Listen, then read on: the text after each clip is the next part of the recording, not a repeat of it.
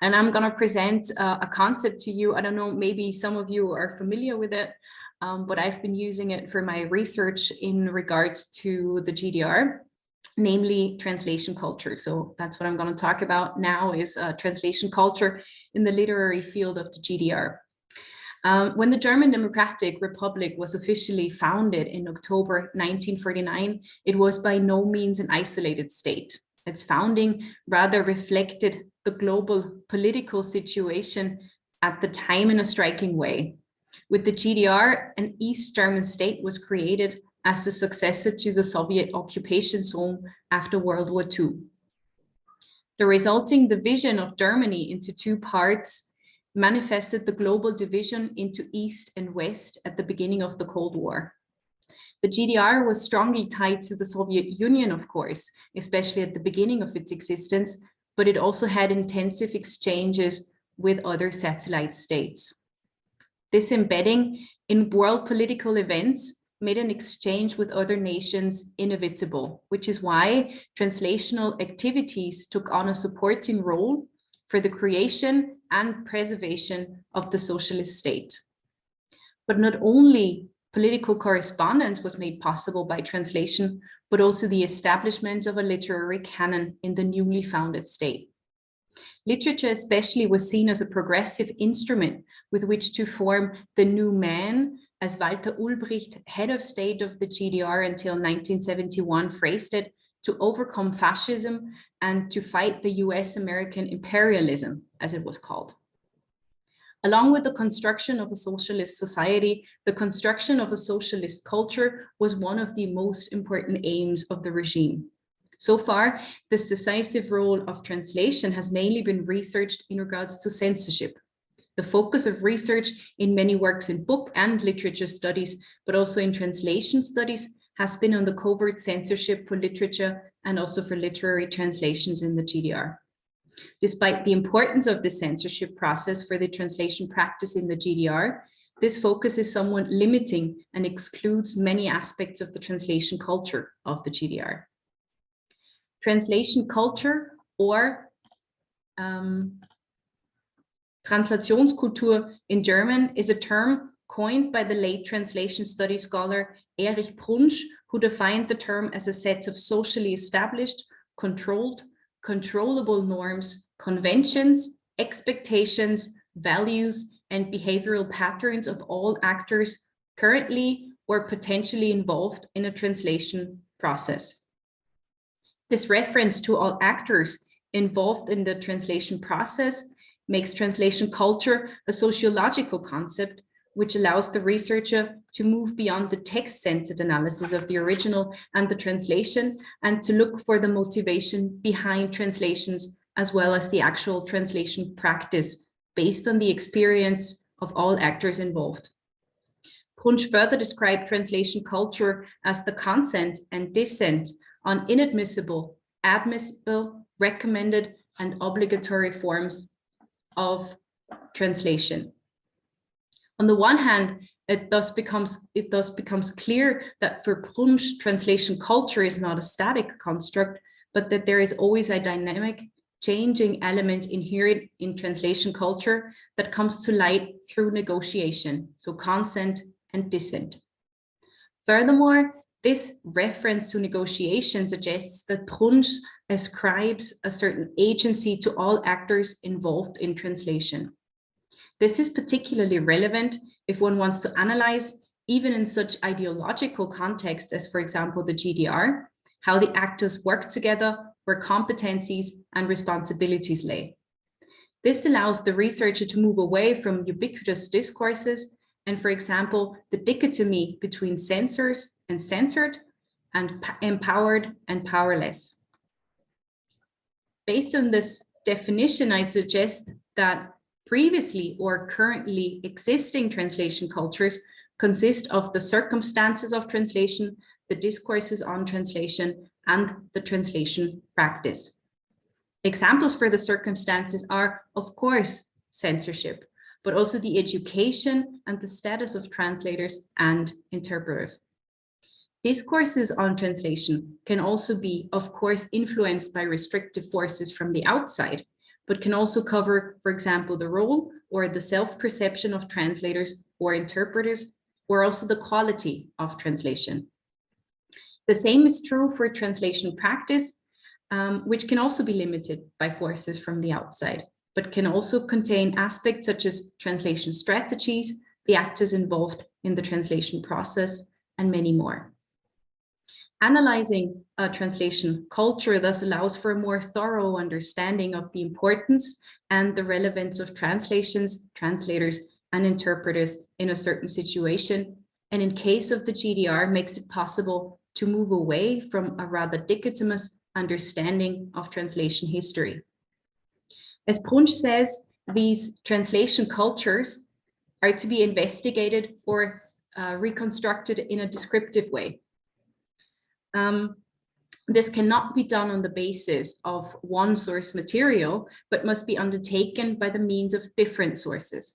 It is not the case that a translation culture is imposed from above, for example, written down in laws, but also because agency is attributed to all actors. It can be reconstructed, actually it has to be reconstructed from different material. Through such a reconstruction, conclusions can be drawn about the interplay of interests, ideologies, and power relations that prevailed in a particular space at a particular time. So for my research, I tried to compare and contrast different types of material to reconstruct the translation culture of the literary field of the GDR. I analyzed political documents such as speeches by politicians to learn more about the ascribed importance of literary translation in the GDR. I analyzed archive documents to make out the discourses on translation, for example. And I conducted interviews to hear what people who actually worked as literary translators said about their profession, their professional life, but also their personal experiences.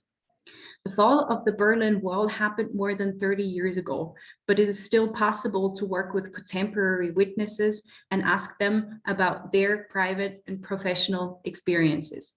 Oral history as a form of narrative interviews can massively contribute, for example, to the investigation of translation history and to the reconstruction of different translation cultures. It can offer information that is not available in, for example, any archive documents or official documents. It provides detailed, albeit subjective, insights into the translation culture of a certain context. All the materials that I analyzed told me something about one of the blocks that I already introduced. So something about the circumstances, something about the discourses, and something about the practice of translation. Still, I do not want to suggest, especially not in this presentation, but also in general, I do not want to suggest that I have fully reconstructed the translation culture of the GDR, but my insights can only lay the groundwork for further research in this context. What I want to show today is that the translation of the GDR consisted of much more than censorship, and that the concept of translation culture can help show that.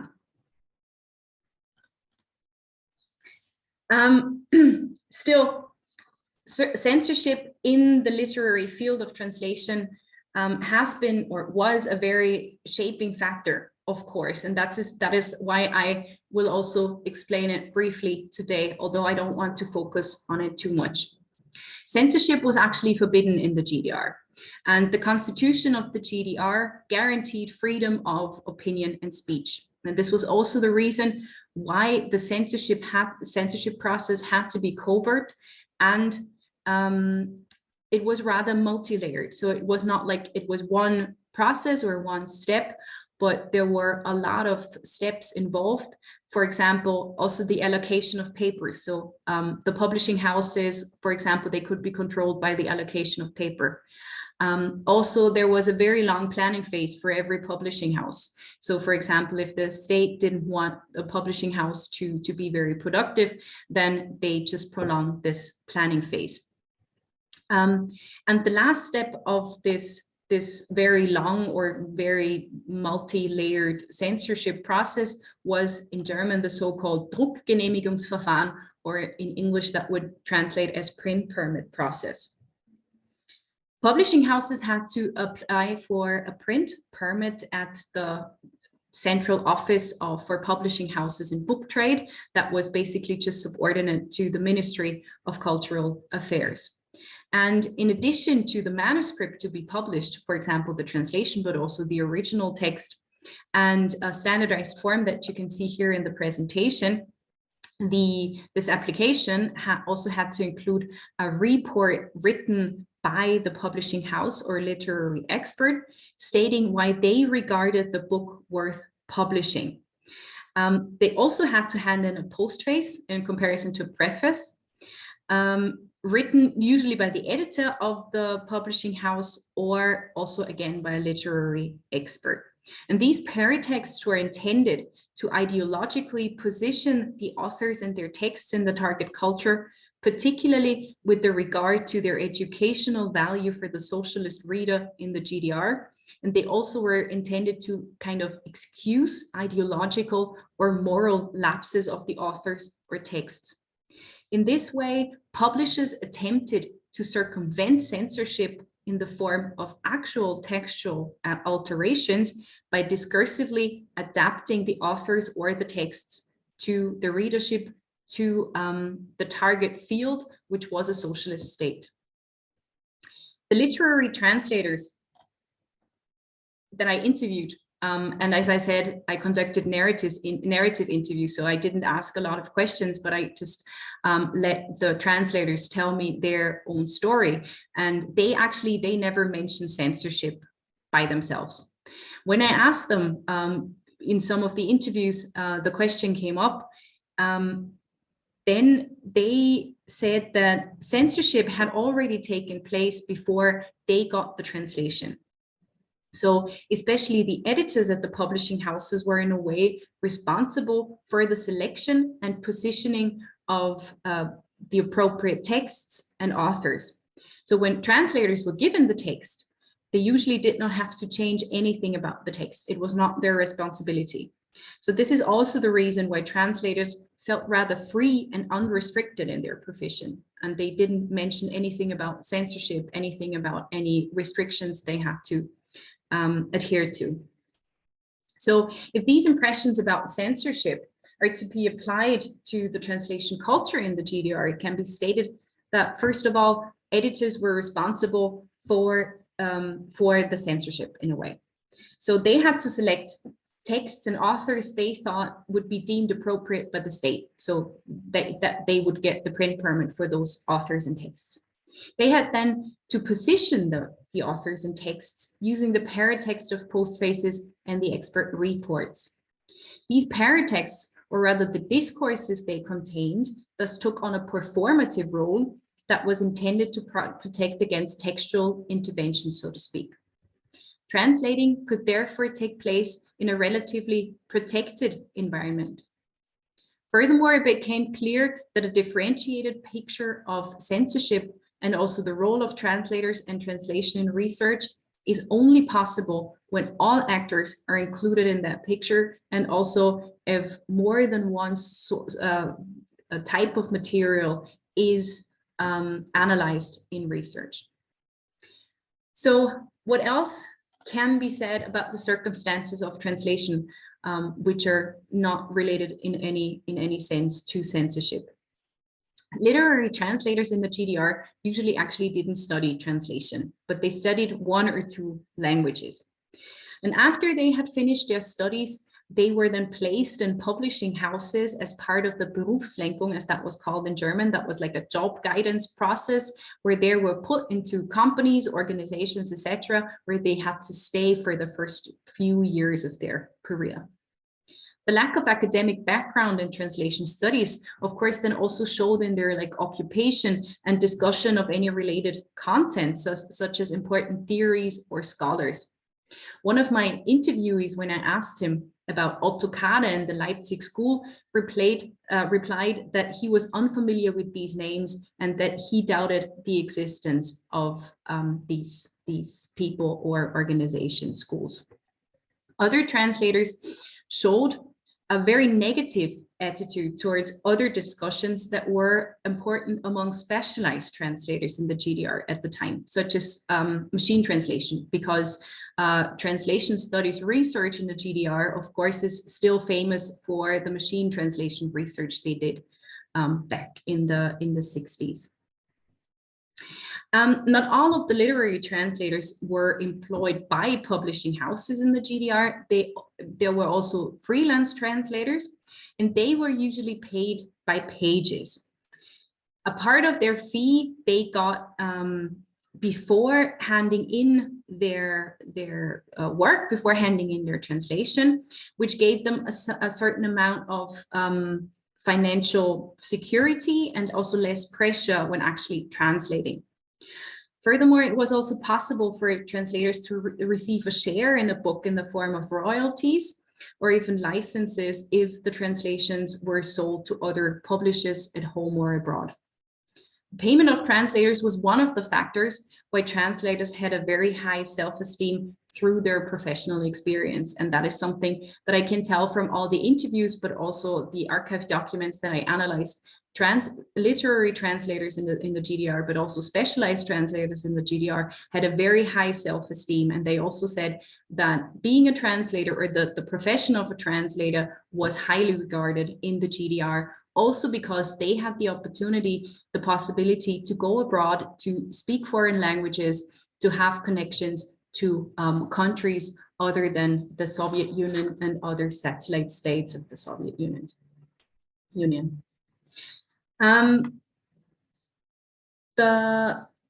This was also supported, this feeling of being appreciated. This was also supported by the translation practice, because one of the factors repeatedly mentioned by the literary translators in the interviews was the amount of time available for a translation project. So the translators, they said that they had plenty of time for their translation projects, which made it possible for them to create high quality translations as they described them. These personal assessments are in turn supported by the circumstances, because, as I've already mentioned, the fact that a book went through a very long planning phase before it was actually published meant that the translators had a very long time actually to do their translations. The process of such a translation project is quite similar to what it is today. The publishing houses assign translation jobs to the translators available, either in-house or freelance translators. And then once the translators had submitted their texts, they were proofread by the editors. And this collective work, as it was called in the GDR, was frequently mentioned both in the files that I examined, but also in the interviews. And the statements on this topic, on this collective work between translators and editors, which was very close, actually, this working together, the statements are very contradictory. So while some literary translators stated in the interviews that the collaboration with the editors was usually very productive and collegial, and some notes in the files also refer to the fruitful collaboration, it was also stated, on the other hand, by less well-known translators, for example, that editors changed translations in their own authority.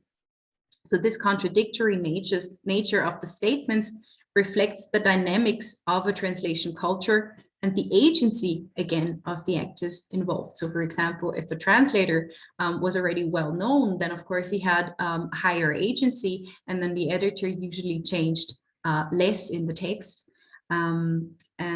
But still, editors were responsible for the text to be published, and they had to make sure that the text fulfilled all the criteria so that it would receive a print permit from the Ministry of Cultural Affairs.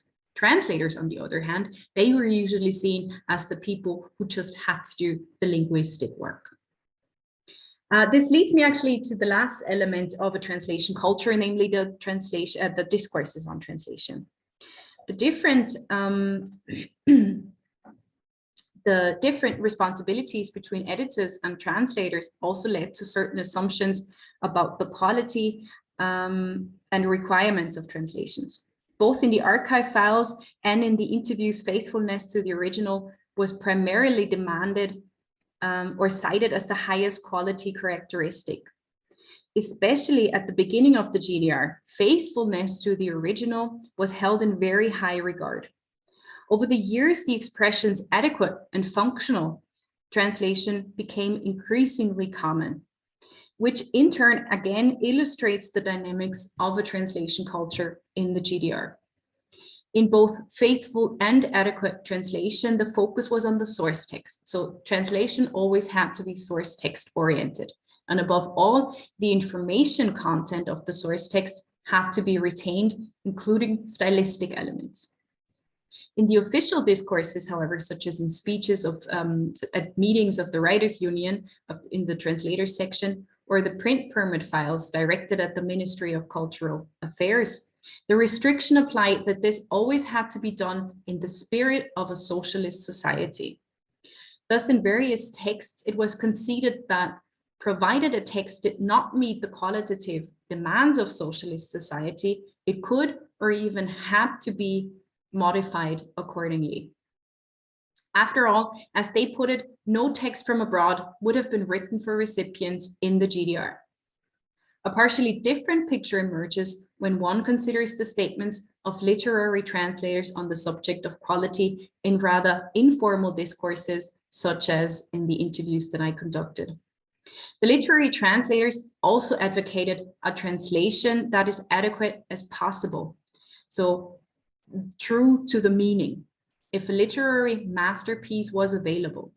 In the case, and as they put it, in the case of works of inferior quality, at least stylistic improvements, and in some cases, textual changes may be made, ideally after consulting the editor in charge.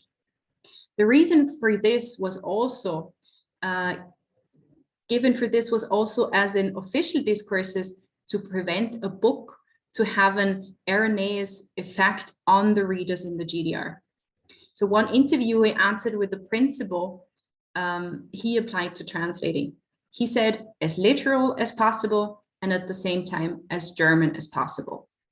So literalness was thus also strived for by translators, but one nevertheless knew that they also had to adapt a text to the German-speaking audience and also to the audience of the GDR, which was, of course, something different than just a German-speaking audience.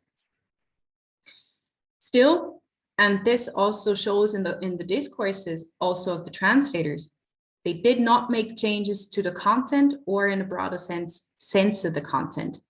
If they made any alterations, there were stylistic alterations, and they also said that using the stylistic alterations, you could change the content of a book, but they never, for example, deleted any paragraphs or sentences or changed any meaning.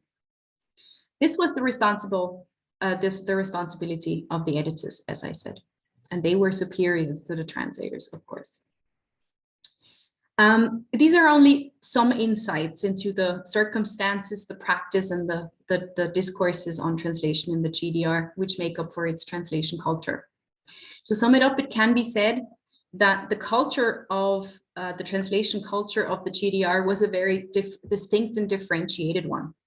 Translation in all its manifestation was highly respected, and officials were aware of the political significance of the profession of literary translators.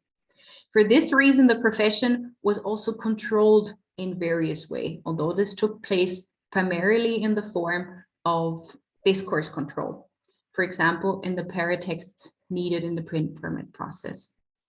Finally, if we want to graphically represent the translation culture of the GDR, it becomes clear that the different building blocks are kind of built into each other. So while the circumstances as a framework forms the outer wall, so to speak, and provides the guidelines on which discourse and practice are based, it can also be noted that the building blocks strongly influence each other. And the discourses kind of protect the inner circle of the practice. So the discourses were used to keep the circumstances, so to keep kind of the state happy, and the discourses kind of protected the practice, which can be seen as this perforated line here. And changes in power could also be exercised from the bottom up. So again, this becomes particularly clear in the case of censorship, where discourses in the form of the paratexts took on a particularly strong performative role and anticipate the framework in order to protect the practice. So the concept of translation culture is thus a fruitful concept in translation studies to shed more light on the entire process of translation, including all actors involved. So we're back to translator studies, and allows to move away from limiting discourses by including all aspects surrounding translation. So thank you for listening, and I'm looking forward to any questions that you might have. Thank you very much, Hanna Blum. Thank you for your initiative to start without being. I'm sorry, I didn't know if we had to wait or not. I just thought. No, you did fine, and thank you also for those insights in this really interesting topic. We have a question from Pete. Did you find any traces of a realist translation school as Kashkin in the USSR, the one Suzanne referred to this morning in her talk?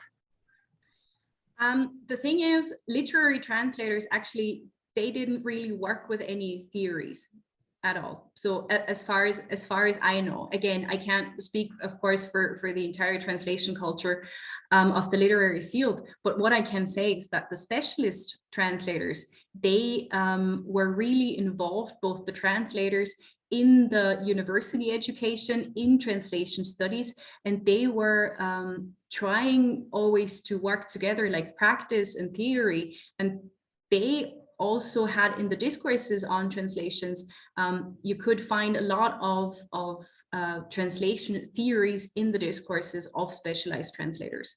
But I'd say the translation culture of literary translators and of specialist translators, they are very different things in the GDR. And Anniko from Budapest says that I think what Bourdieu calls structural censorship was present in the GDR just like in all socialist countries. And then she also adds, structural censorship is the structure of society itself, or more specifically, the structure of the field in which the discourse circulates. Yeah. Which constitutes censorship in the form of control on discourse exercised without explicit laws. Yeah. The structure consists of dominating positions whose authorized position holders have a dominant visible and audible discourse, and dominated positions in which people are silenced or relegated to non-normative rebellious discourse. So maybe if you would like to comment this. Yes, I fully agree. This presentation is actually part of my PhD project, and I'm still working on that, but actually more for the specialist translators in the GDR, because they are still very under-researched in comparison to the literary translators. But in my PhD, I also say that for example, in the GDR, but I think in a lot of very ideological contexts, censorship actually only happens through discourse. And of course, then you have the people in power who decide what the correct discourse is and what discourse you have to keep.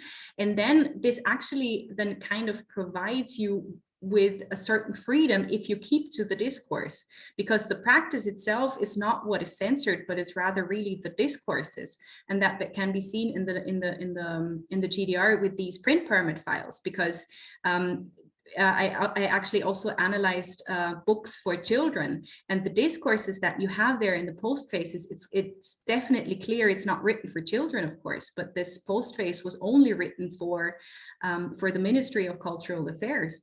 And so they just wanted the editors or the literary experts working for the publishing houses, they just use this to fulfill these requirements, this discursive requirements. So I fully agree with what my colleague said about the structural censorship. Mm-hmm. Anniko, thank you very much. Anniko just added another reference for your research, and I was wondering if there are there is another question. Were the postfaces printed in the books? Yeah. Or were they just used behind the scenes? Ruth asks that. Yeah, actually, because I can see the chat now, and Annika, there was this translation under communism. I actually I have a chapter there on the GDR in that book. But I'm actually really looking forward to like it being published, because we started like years ago. So I'm really looking forward to that. And yes, the postfaces, they were printed. They were printed in the book. Sometimes they were like 25 pages long. That was really, it included the biography of the author.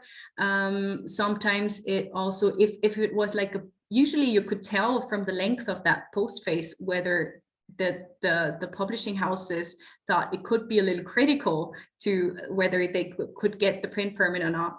So usually they included more information if they felt like, okay, that could be a little problematic, because, for example, I don't know, I analyze books by Jack London, and they always apologized for him because he was such a capitalist, but still actually he was a socialist, and that was what the postfaces contained in a way. And I was wondering myself, listening to your speech, were there in these circumstances any underground translations? Not that I have found anything. That is actually something that I've been looking for quite a while, but I haven't found anything on that yet. So I'm sorry I have to disappoint you, but maybe in a few months or years I can get back to you about that and tell you about that. But also, again, I think that also has something to do with this. All of the translators I talked to, all of them, they felt so proud of their profession and what they did in the GDR. So if you were like a recognized translator, I think they were so proud of their profession that it was not something they wanted to do in a way. Okay, thank you very much once again, Hanna.